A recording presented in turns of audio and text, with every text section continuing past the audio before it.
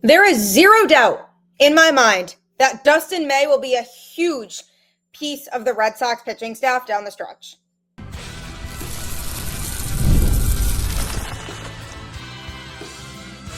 You are Locked On Red Sox, your daily Boston Red Sox podcast.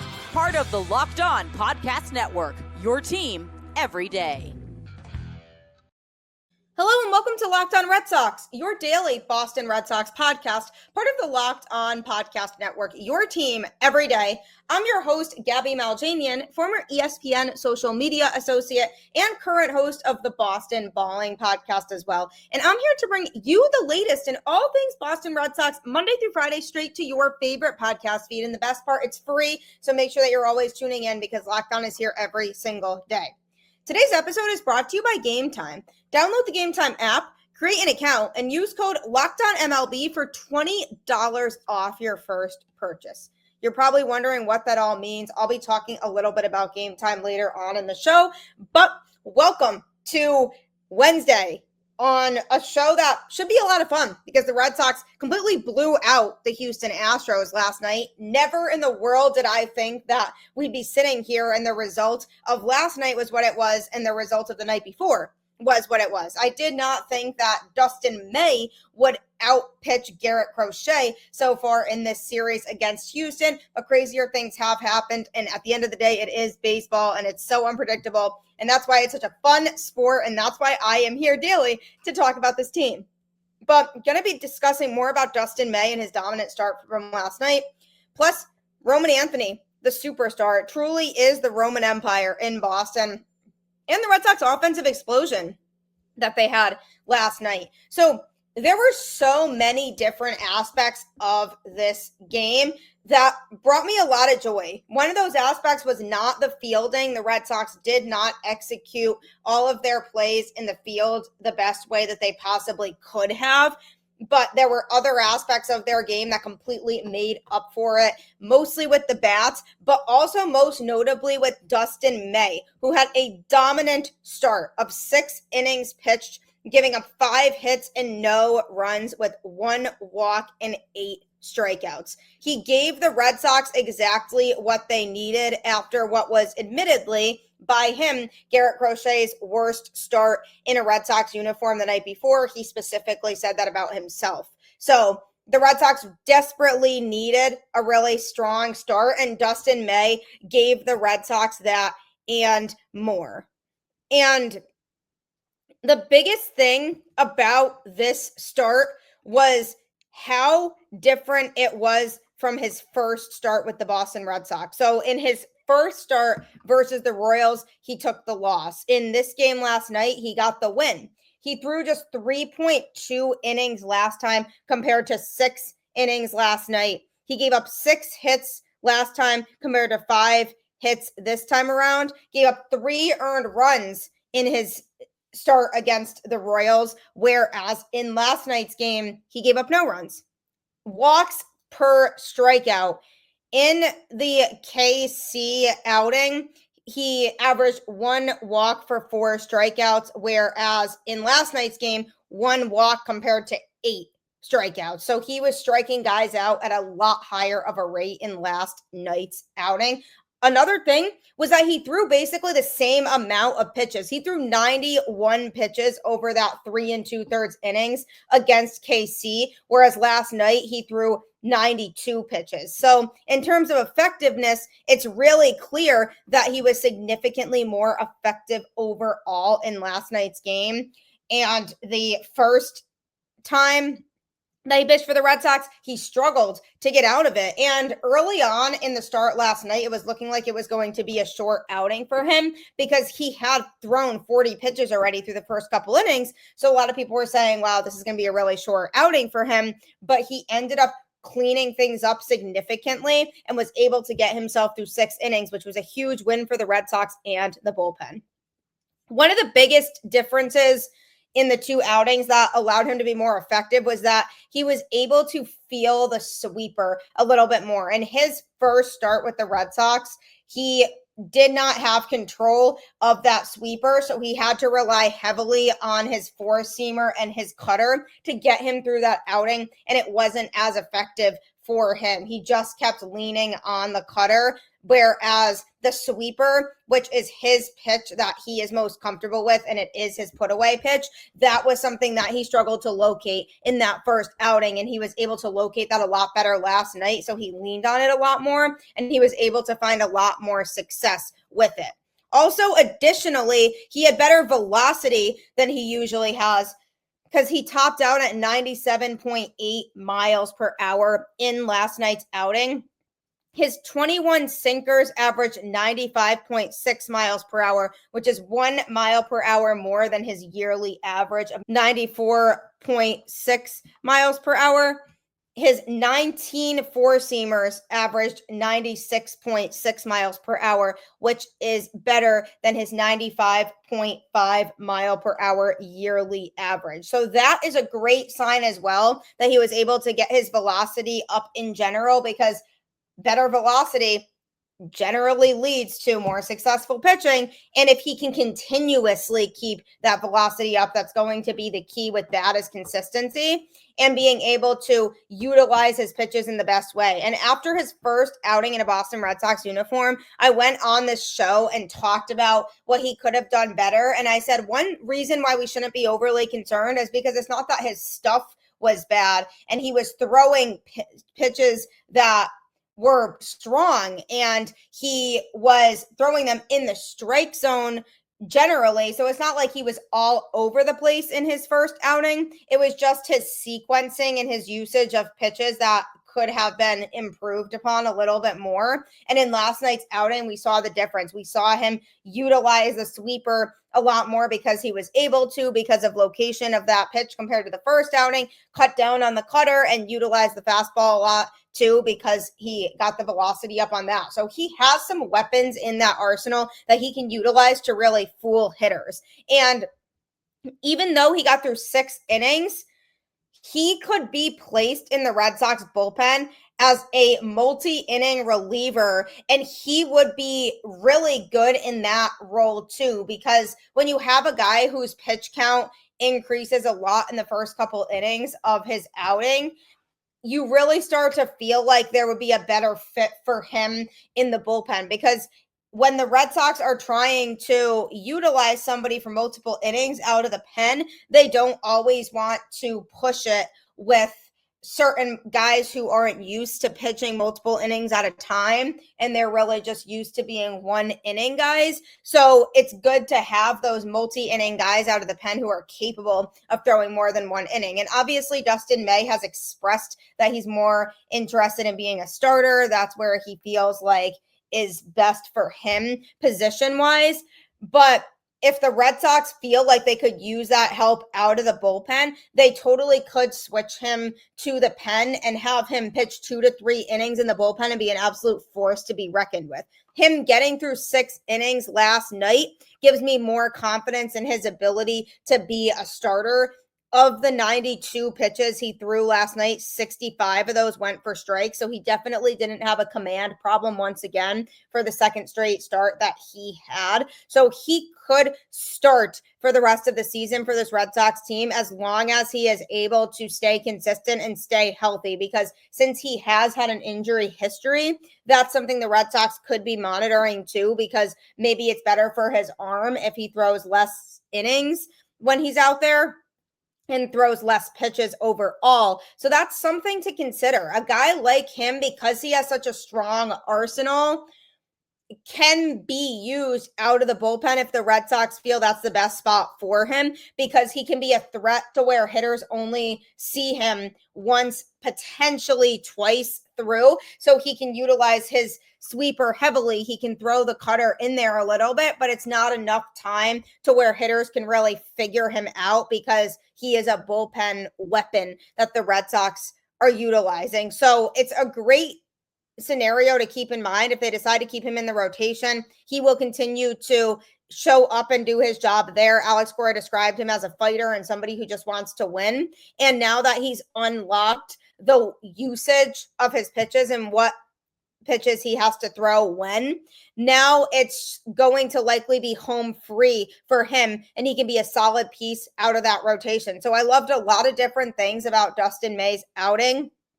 And hopefully it's something he continues to carry with him. But another thing I loved was seeing Roman Anthony continue to shine in a Boston Red Sox uniform and show off incredibly mature plate discipline. So I'm going to be discussing that next. If you're in an industry to where phone calls are everything and you literally can miss out on money if you don't answer the phone, OpenPhone is perfect for you. I started using it when I was working in recruiting because that's a sales-based job. So if clients that wanted to work with our recruiting company or even candidates were calling me and I didn't answer, I could lose out on business because I could have placed that person in a job, but I missed out on having the conversation. OpenPhone is the #1 business phone system that helps you streamline and scale customer communication, all from an app on your phone or computer. OpenPhone is offering Locked On Red Sox listeners 20% off your first 6 months at openphone.com/lockedonmlb. That's openphone.com/lockedonmlb. And if you have existing numbers with another service, OpenPhone will port them over at no extra charge. OpenPhone, no missed calls, no missed customers. I'm telling you, when I started using this service, it really saved my life. So make sure that you utilize it if you're in that type of field.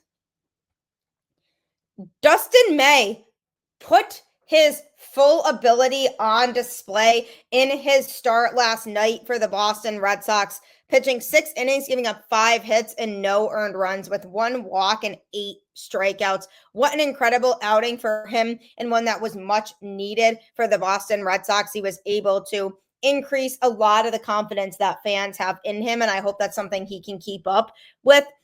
But a player that Red Sox fans have always had a lot of confidence in ever since they were hyping him up as a rookie is Roman Anthony. Former top prospect in all of baseball, has been with the Major League Red Sox for a couple months now after getting his opportunity to be called up to the team. And he has been an absolute superstar. Now, going into this season, when he was in AAA, and I spoke with Woo Sox manager Chad Tracy about this too, the goal was for him to try to unlock his power, because that was an aspect of his game that he definitely had up his sleeve, but he wasn't as consistent with in terms of being able to hit the ball really hard. And lately, he has been able to do just that, and has also been able to show off his incredibly mature plate discipline and patience that he has. In the Red Sox 14-1 win last night against the Houston Astros, Roman Anthony, who's been hitting leadoff for the team because the Red Sox feel that's where he's best fit, went 1 for 4 in the game with a home run and 4 walks and a strikeout. He's now at a .286 average with a .406 on base percentage and .451 slugging. So yes, he got the home run, but that wasn't even the most notable thing that Roman Anthony did in that game, if you could believe it or not. He walked 4 times, homered once, and scored 4 runs. It was his 4th home run of the season and 2nd in 2 days. He homered on the 8th pitch of his at-bat off of a 4-seam fastball at eye level.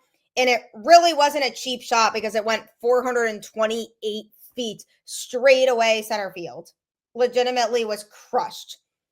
The ball would have been a home run everywhere but Fenway Park, but luckily the Red Sox were not playing at home, so we didn't have to worry about it.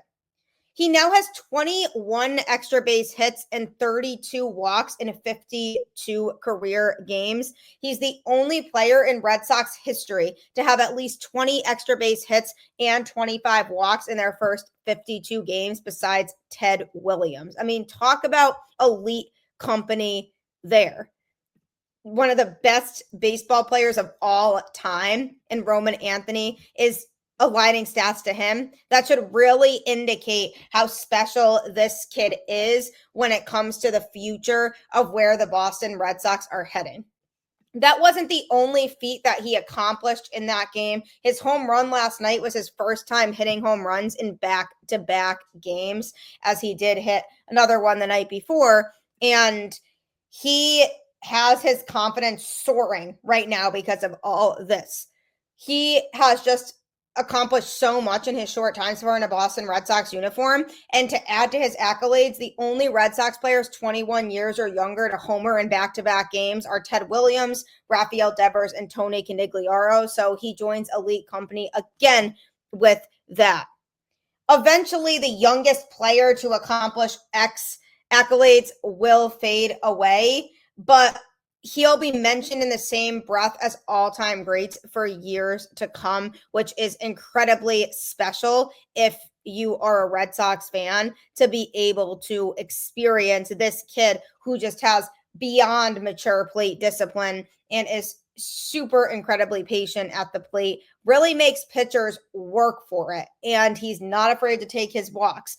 And he's actually ranked in the 98th percentile right now in hard hit percentage because he has that raw power, and he's in the 95th percentile in chase percentage. Rarely does he swing at bad pitches outside the strike zone. The only players to rank in the 95th percentile in both hard hit percentage and chase percentage right now in 2025, Roman Anthony and Juan Soto. So talk about, again, elite company for him to be in. And one of the biggest things that makes Roman Anthony stand out is his ability to continue to show improvement. As if you thought that things couldn't get even better for him, he's now showing that he can steal bases. Also, he can make some nice plays in the field, and he's continuing to constantly improve. He does have his rookie moments sometimes. For example, in Monday night's game, when the Red Sox were down by a run in the 9th inning, Roman Anthony came up to the plate with 2 outs and the tying run on second base, and he was not seeing the pitches well at all. He swung at a slider that he thought was a fastball, and then when he got the fastball, he was looking for a different pitch. So he did have a little bit of a rookie moment then, just wasn't seeing the pitches that well at all. But that's going to happen with any player. There's going to be learning curves, and they are going to learn from their mistakes. So that's something that Roman will continue to work on. But overall, he's a very special talent because it's incredibly rare that you see plate discipline so mature for a 21-year-old kid. It's incredibly hard to get him out. If he strikes out, he's still going to make the pitcher work for it. If he does strike out, it usually takes about 8 or 9 pitches of the at-bat in order for that to happen, because he's fouling off pitches, he's having a good eye and taking pitches that not a lot of people his age would be taking when they're still trying to blossom into a Major League Baseball player. If there are borderline pitches that arguably could have been a strike, he lays off and he ends up getting rewarded with it being a ball, because he has such a keen eye for those pitches close to the strike zone. He doesn't force anything. Like we found that Cedam Rafaela, for example, has been a player who has forced things, and it has really caused some struggle for him at the plate. Whereas with Roman, he maintains his calm and collective composure when he's up there taking swings, and he doesn't have to worry about striking out on 3 pitches, because that is incredibly rare for him to be able to say, okay, I just struck out on 3 pitches because I didn't know what pitches I was getting and I just swung at bad pitches. Very rarely does that happen. He usually always puts up really strong at bats and puts up a fight and makes opposing pitchers work. And if he has that skill now as a rookie, he's going to be a superstar. Roman Anthony is going to be a superstar in Major League Baseball because he's only going to continue to get better. He's so young. He just signed a big contract extension with the Red Sox, and he's showing that he can live up to that contract extension, because the day he signed the extension, he went hitless, and it took him a few games to get that big first hit since signing the extension. But now that he's gotten that out of the way, he's been able to just focus on playing his game. Because when you sign a big contract like that, a lot of times it can get in your head and it can weigh on you because you're overthinking it and you're saying, all right, I need to make sure that I perform at the highest level now so that the Red Sox don't regret giving me this massive contract to be able to stay in Boston for years to come. Because he did say when he signed the contract extension that he wants to be in Boston forever. He was really intrigued by the Red Sox organization and just feels like it's a really good organization to be a part of. So he was really excited about the idea of locking down his future in Boston long term. So because of that, you go out there and you overthink your plate appearances because you feel like you have to overcompensate in order to make sure that right away you're seeing the results of the contract extension that you just got. So he could have been in his head a little bit, but now he's back on track. And there isn't a day that goes by where I don't find myself saying, wow, I love watching Roman Anthony be up at the plate. And it's because he just puts together such competitive at-bats for his age, and he's showing more and more of a versatile skill set. If he continues to play at the rate that he is, he's going to be a superstar. And that is something that the Red Sox have to look forward to now for so many years moving forward. And it gives you a solidified outfielder that you can trust out there to go along with Jarren Duran, Cedar Rafaela, and Wilyer Abreu, one of which will probably be traded in the offseason. But it gives you a lot of confidence knowing you have a kid out there who's an absolute stud, who's going to give you 100% every single day, who's going to put up competitive at-bats no matter if he's facing the best pitcher in the league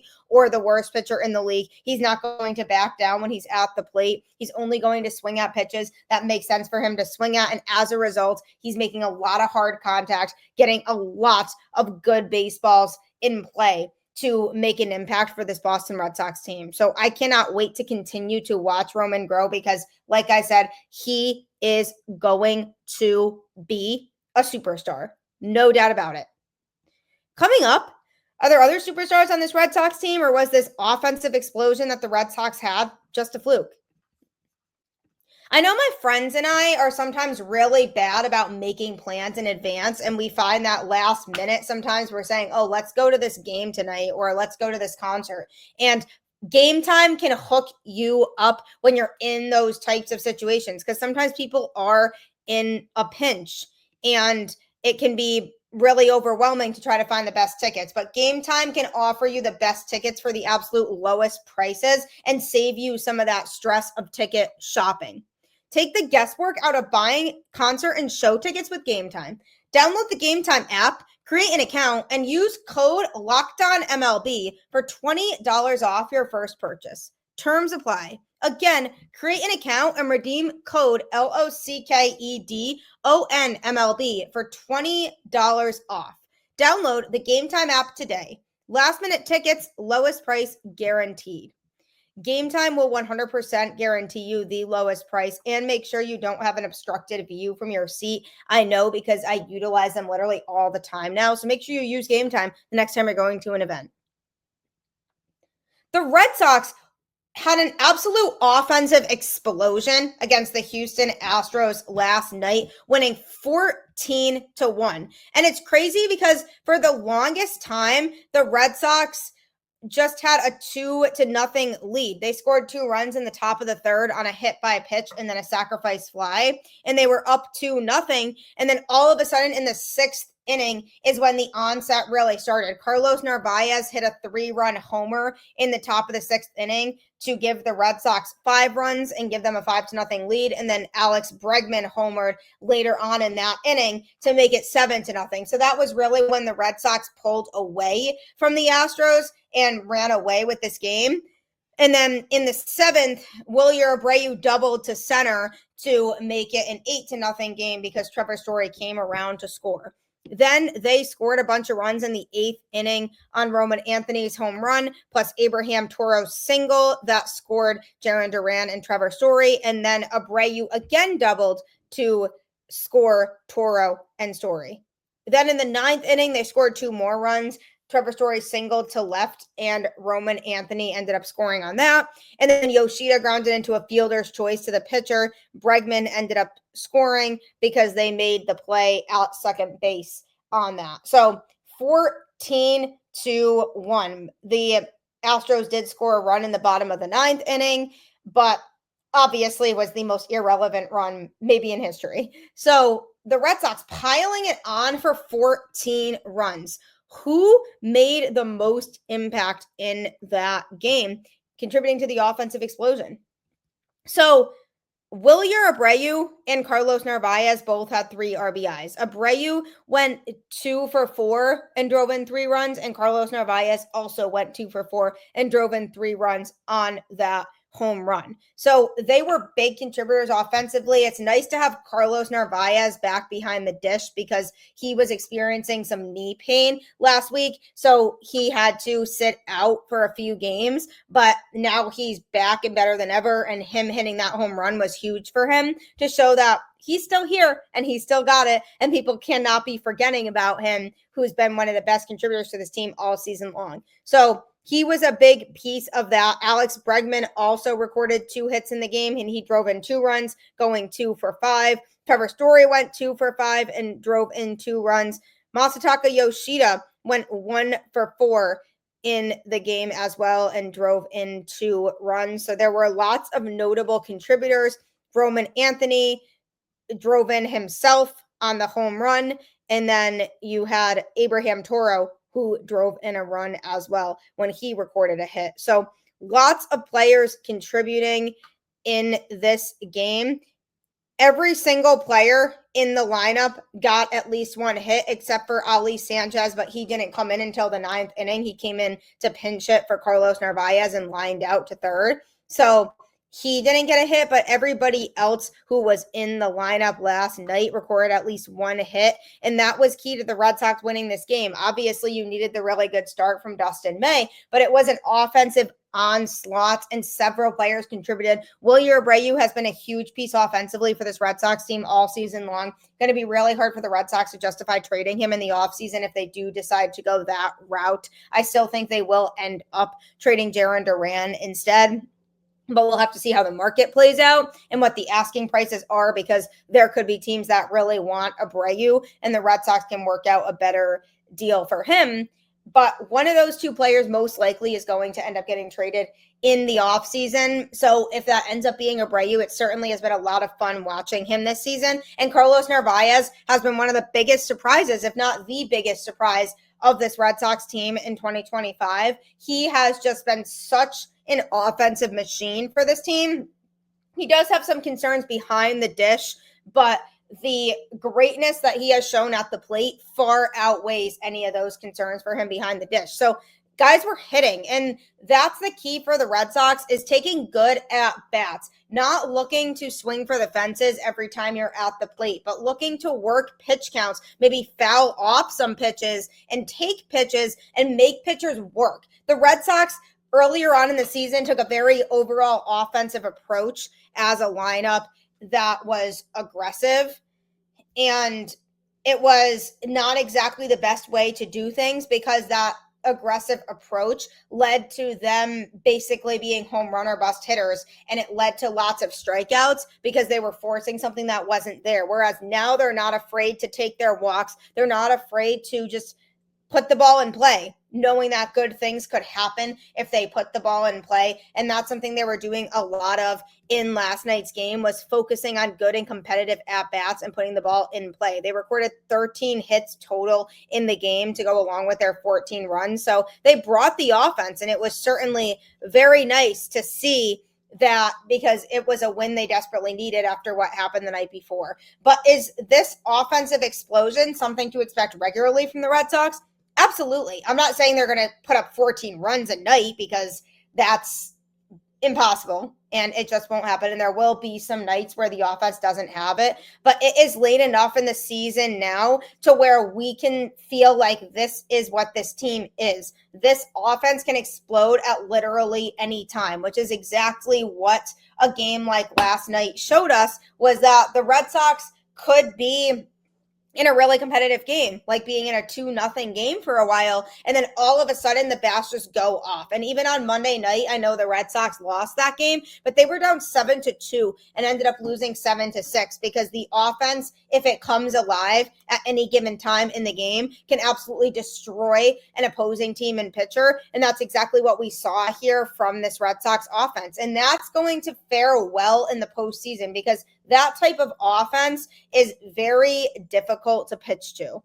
Very difficult. It's the type of offense where pitchers don't even know what pitches best to throw, because the Red Sox offense is going to find a way to hit it regardless. And yes, every team has streaky offenses where they have their good days and their bad days. The offense could go really cold or the offense could be really hot. But the fun thing about the Red Sox as an offensive team right now is that it doesn't seem like one person being in a cold streak impacts the whole entire team. I will say when Jarren Duran is hitting, everybody seems to be hitting. So maybe there is something to that. But generally, if the Red Sox have one or two players that are slumping, other guys are there to help step up on offense. And that's been a huge factor for this team this season in being able to win games by a wide margin, is because they lead baseball in double-digit runs that have come across. And that's a very promising stat because it shows that the Red Sox offense does have a machine. And when you start to doubt who's playing where and the offensive ability of these players, look at some of these scores. It's not easy to just go and explode for 14 runs. So again, I'm not saying that's going to happen every day, but the pattern is certainly there as long as the Red Sox are continuing to take the plate approach that they are right now of small ball tactics, making contact and putting the ball in play. That will allow them to continue to put a lot of pressure on opposing pitchers and should hopefully lead to them continuing to put up a lot of runs generally. So lots of good things to take away from last night's game. Got to go out there and win tonight and take the series. Last night's win solidified the season series for the Red Sox against the Astros because they had swept them in Fenway. So that already gave the Red Sox 3 wins against them, so they would have had to get swept against the Astros in order to tie the season series. But since they won that game last night, they've now clinched it, which means that the Red Sox hold the tiebreaker against Houston in the wild card race. So very exciting stuff. Just hopefully they can go out and lock down the series tonight to close out what was ultimately a very challenging road trip against the Padres and Astros, 2 very good baseball teams in general, but especially at home. So we'll have to see how that all plays out. But thank you for tuning in to Locked On Red Sox and making it your first listen of the day. Make sure to check out Locked On MLB Game Night on YouTube on the Locked On MLB channel or any other podcast platform, as our Locked On experts are here to break down every game every night. You can get local analysis on a national scale. So make sure you check out that show next. Keep the faith, go Red Sox, and I'll catch you on the flip side.